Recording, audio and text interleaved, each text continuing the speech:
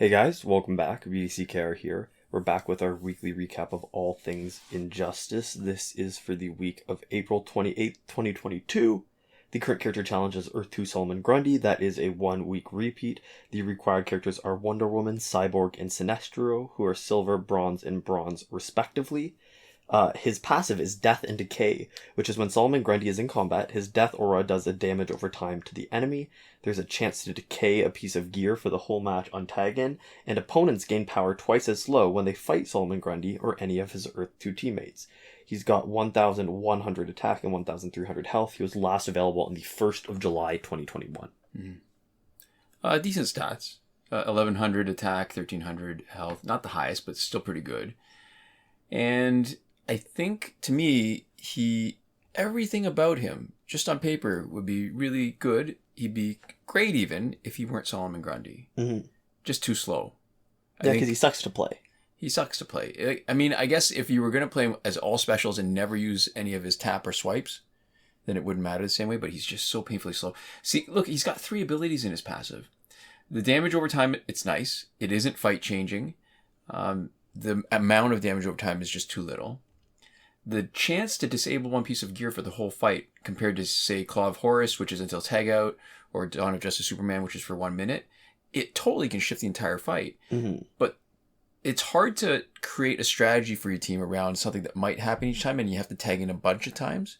Which it occurred to me right before we started filming this, that we value things differently when we play them as characters compared to when we play games. Because I hate playing Earth 2 Solomon Grundy because it can totally mess up my strategy if it happens to trigger and take away one of my gears. Yeah.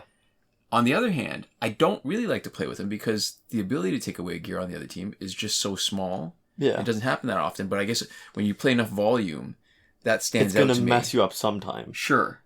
Yeah. And it only matters for it to screw you up every once in a while. Right. When you're getting hit by it, as opposed to you want it consistent when you're using it. Right. So the power dampening, though, that third ability is really it. That is what is worth building a team around. Yeah. We've got a few multiplayer videos highlighting Earth 2 Solomon Grundy, links in the description. The most interesting part to me is, and what we discovered after playing different sort of permutations of the Earth 2 team, is that having an Earth 2 team, which would seem like the most obvious thing, isn't what is the most effective. Mm-hmm. I mean, they all have energy. Earth 2 team, they're all really great. But if you switch out Earth 2 Hawkgirl for Killer Frost, you dampen their power generation to literally nothing when one of the Earth 2 team members is in there. Mm-hmm.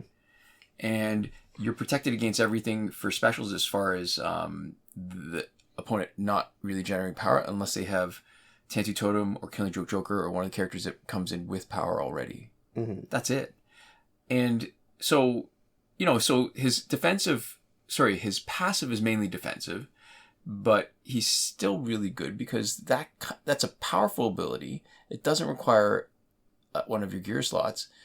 I really like him as a support character as long as you've got enough of other Earth 2 teammates and you're really leaning into the power dampening thing. Yeah.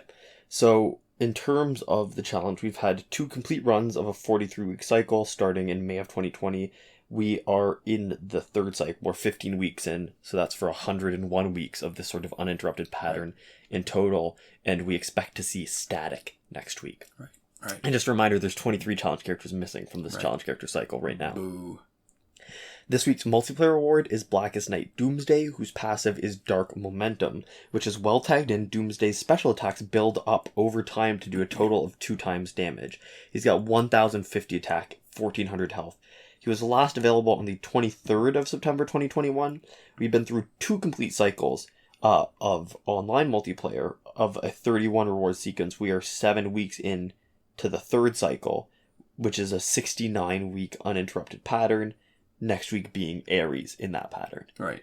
And unlike the challenge, there are no multiplayer rewards that are missing. 31 weeks is it. That's complete. Yeah. So Blackest Night Doomsday, he's got good stats, 1050 damage, 1,400 health. He's had so many seasons now. I mean, it's been so long, even though it feels like forever when you're waiting for 31 weeks for the next time to show up. He's been a bunch of times, easily Elite 10 if somebody's been playing long enough. The actual boost of what he gets then, because total of 2 times damage, it comes in 3 separate boosts. Mm-hmm. So you get a third of it every 7 seconds that he's in play. Yeah. And it's not 7 seconds in the fight. He has to be the one in the fight for his passive to start counting. Yeah. And because that's a long time, 7 seconds is kind of... It doesn't sound like it, but in fights where you're really grinding, it means that he can't be the star. Yeah. To me, the star needs to be your first damage dealer, and you're tagging somebody in immediately for special. I mean, he could be your star, but then you're basically using him like he's not getting much of a passive. Yeah. And I think to get the full benefit of him, to make him really as strong as he can be, you have to be on a Blackest Night team with Hawkgirl, because she revives Blackest Night teammates, makes everybody a little stronger, makes him a little more tanky, and then he has a better chance of being around in 21 seconds. Yeah. And he's okay as your specialist, but then, I don't really like playing characters where you're sort of torn between what to do with them, because do you give him gears to make him generate more power to get to his specials faster, or do you make him more tanky so that he can survive long enough to get something out of his passive where when he gets a special, it just does more damage. Yeah. So the problem also, I guess, is that he's the 4th best Blackest Night character. Hawkgirl is sort of a crucial support character. Flash is the best one because he's got all those super powerful passives that you can use to, it's like basketball. You turn a good defense into quick offense. Yeah. And Batman. So... if you're missing any one of those other 3, then he can be there, but he's really the 4th best. So there we go. Next up in the store, we've got the character bundle Battle of Themisira, or Themyscira. We never know how to pronounce it.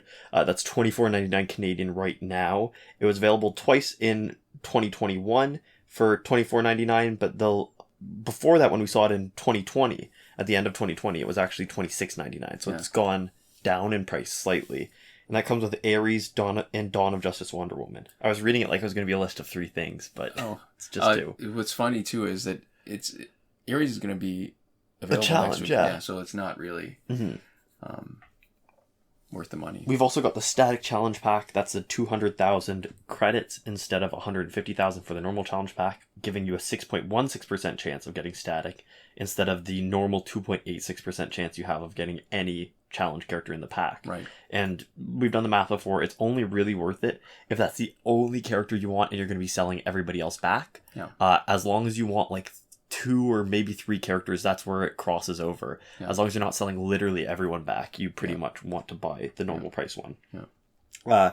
We also have the Gotham Gold Pack for its 2nd week, and it's still just as bad. It's still just as bad. There's still only 2 golds. After another week. Yeah. Yeah, it's a couple really cheap golds. Yeah, the Survivor Pack has been around for 16 weeks. The Character Bundle Batman Universe Pack has been around for 21 weeks. Most Wanted Pack has been around for 28 weeks. And all of the Celebration Packs are still available. They've been around for either 14 weeks if you're Joker or Shazam, or 16 weeks if you're Aquaman. So kind of ridiculous. Right. Our Survivor, we got another week of it. It's Electro Gear until the 4th of May.